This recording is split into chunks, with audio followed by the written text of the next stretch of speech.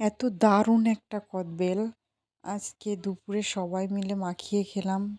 কদবেলটা এত সুন্দর ছিল বলার বাইরে, অনেক ভালো লাগছিল।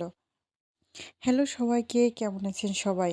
আজকে একটা নতুন দিনের ভিডিও নিয়ে হাজির। আমি সকালবেলা উঠেই ছাদে চলে গেছি আমার গোলাপ গাছটাকে জল দিব বলে। গোলাপ গাছটা এত সুন্দর একটা ফুল ফুটছে, আগের দিনে আপনাদের বলছি। আর গাছ তো আমার বরাবরই এত প্রিয় বলার বাইরে। আমি তো গাছ লাগাইতেই থাকি, সবজি হোক, ফুল গাছ হোক, আর যে গাছই হোক। তারপর নিচে চলে আসলাম। ফ্রেশ হওয়ার পর মা খাবার খেয়ে নিতে বলল, রান্নাঘরে এসে বসে আছি। আমরা রান্নাঘরেই মূলত ভাত খাই, তো আমি মায়ের জন্য অপেক্ষা করছি। মা আমার ভাতটা বেড়ে দিচ্ছে। অনেক দিন পর মায়ের হাতের রান্না, তার ভিতরে ফুলকপি ভাজা আমার খুব ভালো লাগে। আমার জন্য আজকে ফুলকপি ভাজি আর ওলকপির তরকারি রান্না করেছে। আপনারা জানেন কি না জানি না, ফুলকপি আর ওলকপি মামাতো ফুফাতো দুই বোন আমার মনে হয় আর কি এই সময়। তারপরে দুপুরের টাইমে আমরা কদবেল মেখে খাবো বলে সেটা তৈরি করছি।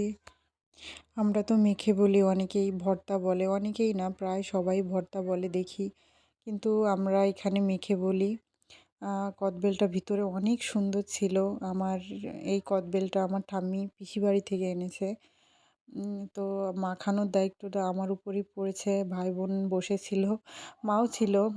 আমি মাখাবো বলে ওয়েট করছিল। আমরা এটা সিম্পলভাবেই খাই, কে কেমন খায় জানি না, কিন্তু আমি সিম্পলভাবেই মাখানোর জন্য রেডি করছিলাম আর কি। আমি ঝাল দিয়ে আর লবণ দিয়ে এটা মেখেছিলাম, কিন্তু তারপরেও কেন জানি অনেক সুন্দর হয়েছিল। কারণ আমরা এইভাবেই খেতে অভ্যস্ত, অনেক বেশি ঝামেলা করা লাগে না, এই জন্য আর কি। কদবেলটা অনেক ভালোভাবে মেখে নিলাম। কদবেলটাকে কোন জেলায় কী নামে বলে আমি জানি না, কিন্তু আমরা কদবেলই বলি। খেতে কিন্তু খুবই ভালো লাগে, এটা বরাবরই ছোট থেকে অনেক প্রিয়। তারপরে আমি শেয়াল ভাগ করার মতন ভাগ করছি একরকম, সবাইকে অল্প অল্প করে দেব, কারণ মায়ের জন্য একটু রাখতে হবে, নাইলে সবাই মিলে একবারেই খেয়ে যাব।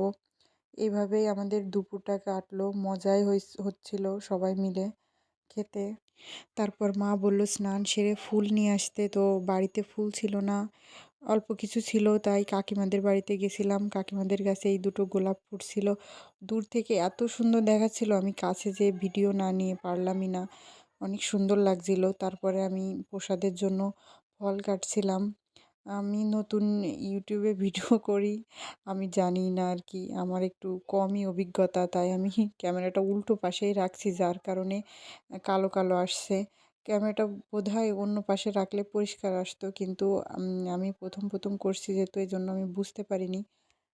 আমার তো গ্রামের দিনগুলো এভাবে কাটে, মা, ভাই, দাদু, কাকাতো বোন, কাকা কাকিমা সবার সাথে। আপনাদের কেমন কাটে গ্রামের দিন? রোদ্দুরে বসে সব কাজগুলো করা যায়, আমার এটা খুব ভালো লাগে, কারণ ঠান্ডার সময় বা শীতের সময় এটা বেশি জরুরি। পেঁপেটা পাকা ছিল, কিন্তু কেন জানি না ক্যামেরাতে কাঁচা কাঁচা লাগছে। প্রতিদিন আমার গ্রামের এই দিনগুলো দেখানোর চেষ্টা করি, আমি প্রতিদিন কী করি। আপনাদের যদি ভালো লেগে থাকে তো অবশ্যই সাবস্ক্রাইব করবেন আমার চ্যানেলটাকে, এগিয়ে যাওয়ার জন্য একটু চেষ্টা।